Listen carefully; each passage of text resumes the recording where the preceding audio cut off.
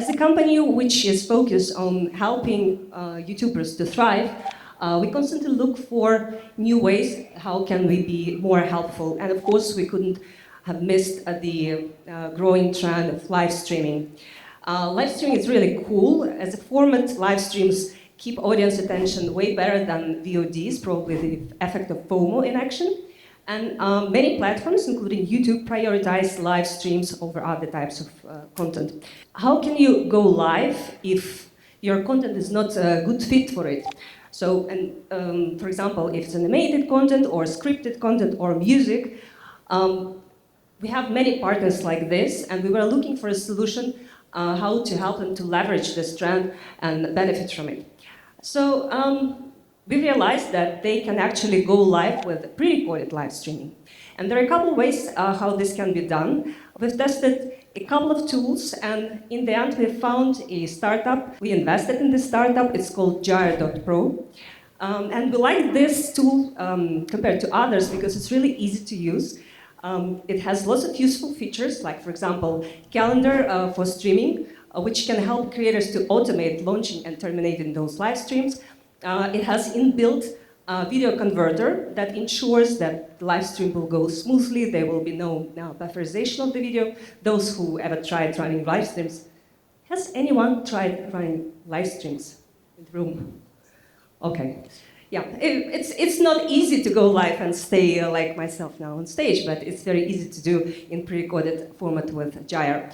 So Gyre also allows to launch multiple streams at the same time, either on one channel, which is supported by YouTube, by the way. You can have multiple live streams going at the same time, or you can stream from Gyre cloud to multiple platforms, including Facebook, Instagram, Twitch, and YouTube. It's absolutely safe.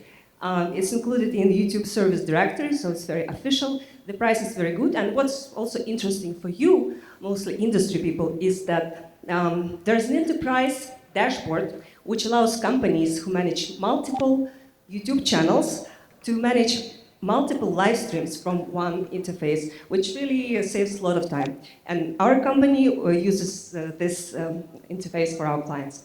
So live streams positively impact 5 key channel metrics: watch time, views, amount of subscribers, because new people come to your channel, audience retention, and of course channel revenue. There are different strategies of how you can use pre-recorded live streams, but what we found as the most beneficial one is the strategy of launching 24/7 live streams. It's a very interesting thing, which is almost like perpetuum mobile. Your channel works when you sleep. So we've tested live streams with Gyre during 1 year on more than 200 channels from our roster. Those were channels representing different content verticals. What we did is we picked best performing videos from those channels, compiled them as either one compilation or uploaded as a playlist of videos to the cloud server of Gyre, and streamed that content 24/7 on those channels during a certain period of time. And just during the first year of testing this tool, we were able to generate more than $5 billion of additional revenue for those channels, for those creators, and they basically didn't need to do anything. It was 100% passive income from already existing content for them. Of course, it's not a silver bullet. So we've tested this tool with creators from different verticals, as I said, and there are a couple of verticals which perform really, really well with 24 live streams. It's music, entertainment, gaming, edutainment as well, and the leader of the pack is kids content. And at this point, I'm passing mic to Joe, who has some experience. So yes, my name is Joe Stern. I lead audience development within the global distribution team at NBC Universal, particularly on the AVOD side. We have around 250 channels that we run across multiple different platforms, but we run in-house, we produce the content, we do the channel management, and our mission is simple really. Create passionate fan bases and generate revenue from our IP. And here's a short video of some of the things that we do. Let's go.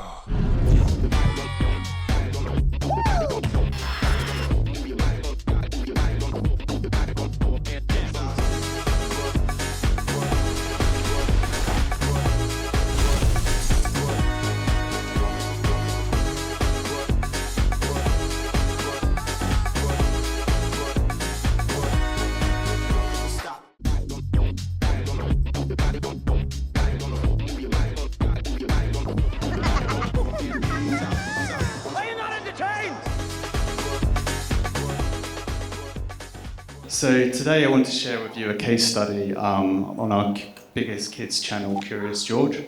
So as you would have seen up there, Curious George has a global footprint of 26 million subscribers for us across 15 different language channels.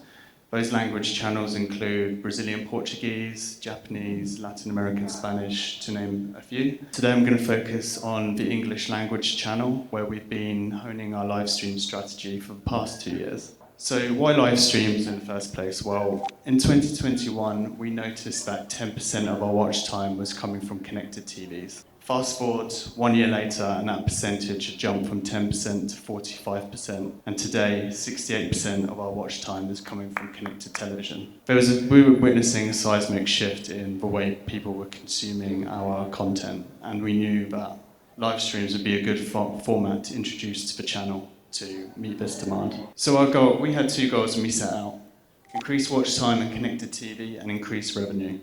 But when we started to add live streams to our content offering, we hit an obstacle. Live streaming wasn't adding revenue, it was replacing it. While our live stream revenue was going up, the more we were doing it, the more we were introducing it to our audience, it seemed to be coming at the expense of our video revenue, and therefore we weren't seeing incremental uplift. And we were spending time, resource and money on a format that wasn't bringing more revenue to the channel overall. So we decided to partner with GYRE and change our approach. And the things we focused on was this 5-step strategy that you can see. So first of all, choose your best performing content. For us, that meant looking at a subsection of videos which were 1 hour in duration, and then first sorting them by watch time, and then secondly sorting them by click-through rate. High watch time and high click-through rate equals strong stream potential. If your content isn't 1 hour in length, you may want to compile some of your best performing videos so that you can get a video at a more streamable length. And then thirdly, stream 24/7. So set your stream and leave it. When we did these tests in the past, nothing yielded better results than advertising your streamers 24/7. So I recommend, especially with kids content, that you label it as such. Add a second stream cautiously. So some of our competitors in the space had as many as 7 concurrent live streams up at any one time. And I think that's a great strategy if you've got a multi-IP channel where you have multiple shows that you can have separate streams for. If you have a single IP channel but you have subsidiary content or other seasons within the same universe as that show, having additional streams could be a really good way for you to go. But make sure the first stream is running stably and performing well before adding additional ones. And then finally, refresh your content monthly. So in the process of having these 24/7 streams up, it's good to monitor the performance of the streams, maybe take them down, put them back up again. But after every month, you want to change everything. Change the video, change the title, change the thumbnail. Just refresh the streams so that there's additional content for the audience to come back to. So after 100 days of partnering with GYRE, these are the results we saw. 12% of our watch time was now coming from live streams, and crucially, it wasn't replacing the watch time of videos, it was additive to the channel. 6% of new subscribers were now coming from live streams. And we saw RPMs on live streams were 3 times higher than our videos. That's mainly because people were watching the live streams for longer than they would be if they were watching our video content. So even though we had far less live streams on the channel when we did videos, the actual revenue potential from those streams was a lot higher because of that added average view duration. And finally, we saw revenue increase by 11% period over period before we did the test. And that was really, really important for us when we set out to start this test that we found that balance between uploading videos and uploading live streams, and that they could both live harmoniously within the same ecosystem and produce additional revenue for the channel. Thank you, Joe. Well, just to summarize our speech, live streams can be really a good tool, good strategy to complement your promotion efforts on YouTube. They do drive new audience, bring new audience to your channel. They allow you to monetize additionally your existing content when you do pre-recorded live streaming. And also, there's a big problem for many creators to take a break, to go for a vacation. We speak a lot about the burnout.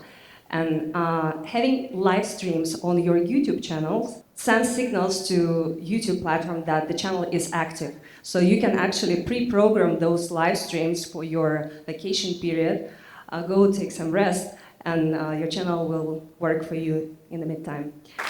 So a question maybe for either of you, I think this is something that are on most people's minds, especially if you're a personal brand anchored creator, and trust is very important.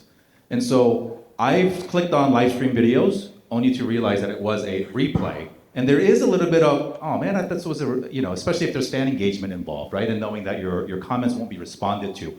How do you think, so I know for big brands like Curious George, it's like a TV channel, right? But for personal branded creators, how do you advise that they think about the balance of additional exposure, but also maintaining the trust with their fan base?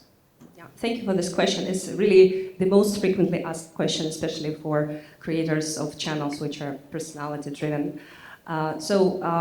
Nobody wants to mislead no one.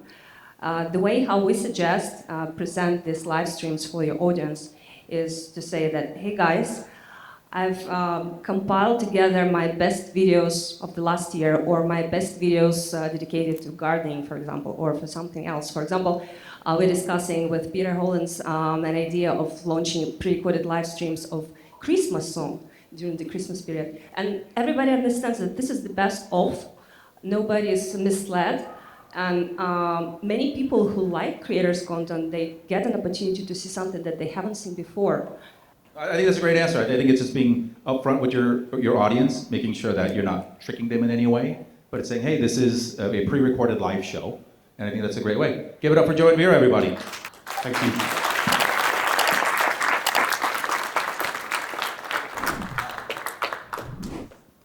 Hey, fun fact, this was Joe's first time speaking at a conference. Give it up for Joe.